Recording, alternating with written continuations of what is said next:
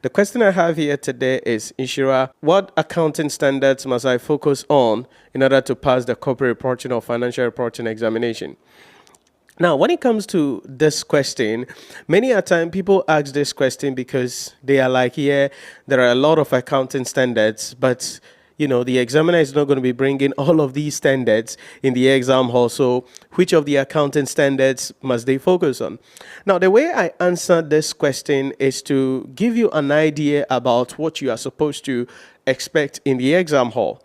The first thing you must know is that the examiner is at liberty to bring any standard in the exam hall. In other words, there is nothing like, whether I like it or not, these accounting standards are going to be there. Yeah, there are a few accounting standards that we can say, whether I like it or not, Dukadaya, they are going to be there.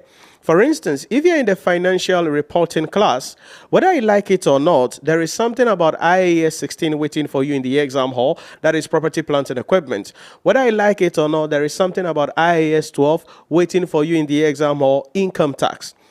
So if you're writing financial reporting, at least these two accounting standards, whether I like it or not, there'll be something about them that you need to be mindful of. The reason is because of the preparation of the single entity financial statement.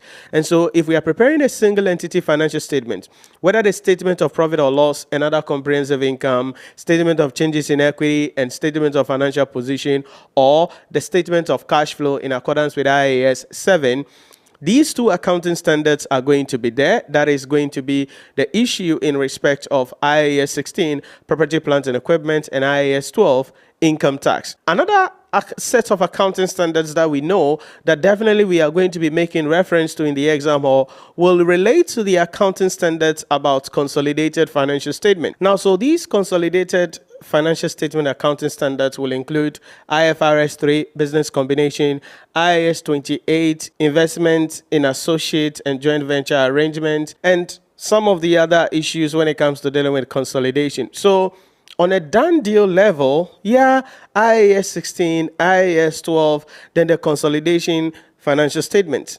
But in addition to these, it is important we understand the goal of the examiner when it comes to corporate reporting and financial reporting.